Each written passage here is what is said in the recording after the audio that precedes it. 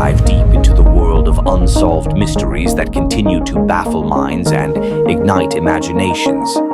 Each episode will explore the strange and the mysterious, uncovering theories and stories that will leave you questioning everything. This is Unsolved Mysteries.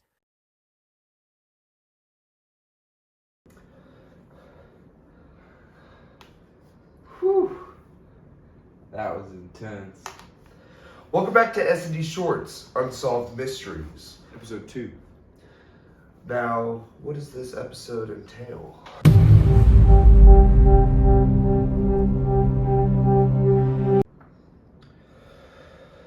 Just like the pilot, let's just dive right in. In early February, the 1st or 2nd of 1959, a group of 9 Soviet ski hikers, 2 women and 7 men, in Russia were camping in Dyatlov. It was actually later named Dyatlov. I don't know what it was called before that, but they changed the name because the main guy who was leading the expedition, that was his name. So they changed it. Like, after the whole incident? Yeah.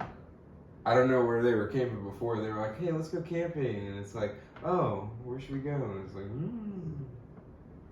The group was led by Igor Dyatlov, establishing a camp on the eastern slope. On the first night, all men died due to mysterious circumstances. Keep reading. First investigating, officials first discovered an empty campsite the 26th of February. Their tents had been ripped open from the inside. Inside the tent they found clothes, socks, and some shoes left behind, as well as a trail of footprints leading into the woods. So it wasn't something from the outside, it was something from the inside. It was like, Like, just... right off the bat, this is getting kind of intense. It's like, whoa, did somebody like try to get him? And then they were like, no, we're gonna get you. Like, it was ripped from the inside. It was kind of like a, yeah. And I mean, like, they didn't find knives on him, so it's like, they ripped that thing. Kind of regretting this series with you. The first 2 bodies were found in only socks and underwear with marks of hypothermia as the original cause of death. As they continued, they found hypothermia wasn't a viable cause of death. They found 1 person who died from blood force trauma, 1 who died from vomiting blood, 1 missing a tongue, and all 3 of them having radioactive material on their clothing. 4 more bodies were later discovered in a creek of running water, 2 of them missing eyes, 1 missing eyebrows, and they also had radioactive material on their clothing. See, this can't all be a coincidence. Like just so much random stuff happening, because you said 1 person, their eyes were out, the other socks and underwear. Yeah. Okay. Like, what? And the radioactive material is what gets you the most, because then you're like, Where did that come from? yeah, it's not like a murderer has radioactive material on him. It's like, oh yeah, I'm gonna kill you, but first... Wait, cheers, For this one, we actually have 5 main theories. The first theory is actually the one that officials have declared. In the beginning of the 1960s, it was believed that the ski hikers died of hypothermia. This clearly not being the case for all of them, led to another investigation in 2019, leading officials to come to the ultimate conclusion that an avalanche was the actual cause of death, stating that they were in a panic thinking there was an avalanche, or that there actually was one. Coming, they ran into the woods for cover. So, you know, the people were like, we've done the studies, it was negative 40 degrees, and they said that the winds were actually like hurricane winds, like they were really strong winds. And so they're like, okay, so maybe they thought there was like a avalanche coming, and they were like, let's get out of here. But there was... Sprinting in his underwear, you know? But there's no record of an avalanche happening, was there? There is no record of an avalanche, but they weren't there until 26 days after. So 26 is a lot of days. That's like a month. That's still, yeah, like just the radioactive, yeah, it's... Everything is like, instead of everything coming together, everything's falling apart. Yeah. Oh yeah, it's all falling apart. Yeah, that's our job, to bring it together. The contradictions of this theory are as evident as there were no actual signs of an avalanche. Over 100 other people also camped there and reported that the avalanche wasn't possible.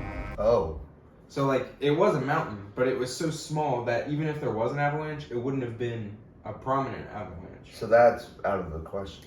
Yeah. The leader, Dyatlov, was also studying for his master's certification in skiing, as well as being knowledgeable about camping and knowing not to camp in front of a possible avalanche. Like, he would have known. He wouldn't have purposely put his camp in front of where an avalanche could happen. Huh. A final contradiction are that the footprints are consistent with people walking rather than running in a panic. I mean, yeah, because, like, if an avalanche is coming, like... I mean, I know me Guys, personally... let's go to those woods. I know me personally, I wouldn't even try to outrun an avalanche. Like, I would try. depending on how big it is, of course. Because it's like, I'm just gonna... Or, like, try to at least find a way where it's like, okay, how am I gonna die the quickest? So you just accept the death? Oh, yeah. Instead of just like... Because with an avalanche...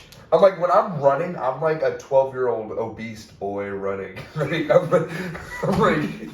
See, with an avalanche, you're either going to be, like, hit on impact and explode, or you're going to, like, get covered and then just suffocate. Because that, okay, yeah, the suffocating, The suffocating is... But, like, I'd hope I'd explode, like that horse in the last episode. The second theory has its own movie, and it's about infrasound as a noise caused by wind with the ability to induce panic in humans.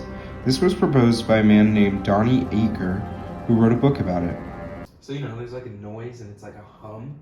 It's like... But then when we hear it, it's like... Oh.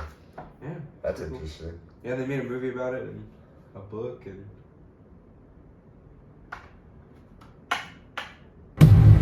The third theory entails military tests that students were woken up by loud explosions causing them to run in a panic.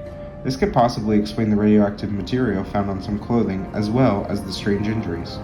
See, because I can definitely see how, like, the radioactive can kind of mess with, like, their mind, maybe, and maybe they've gone insane. Yeah. And, like, you know, that's why they're like, oh, take off the clothes, bludgeon my friend, you know.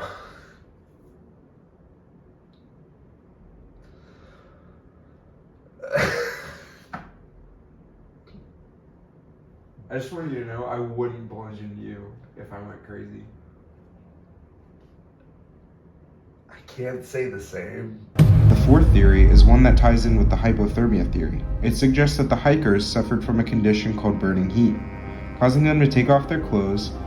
And so if you get, like, if you ever touch, like, dry ice, it gets, like, hot. So what actually could have happened is negative 40 degrees, they were feeling hot, and so they're like, okay, I need to take off my clothes. This theory was later disproven by hikers that took off clothes of the dead to keep warm, suggesting that they had sane minds. Oh, okay. So... Then let's just... Oh, step back. The fifth and final theory correlates to the high winds that night, as they were strong enough to blow people away. This theory suggests that there were a few campers blown away and others tried to find them in a frenzy. This supports the fact that they were found so far apart and unclothed. In conclusion, overall, the Dyatlov Pass, named after these ski hikers, holds one of the world's greatest unsolved mysteries, from radioactive clothing to suspicious injuries, leading to the death of 9 people with no clear answer. This case shall remain a mystery.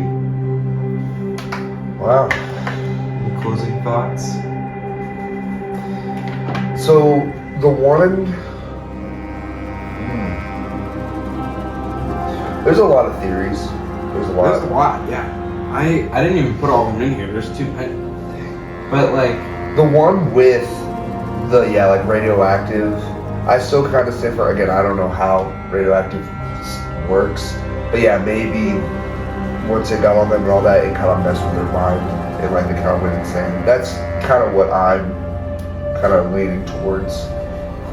I like to think of the military theory. I mean, it's not like proven, but like I feel like the government wanted to cover it up, and they could do so. Oh, definitely, yeah.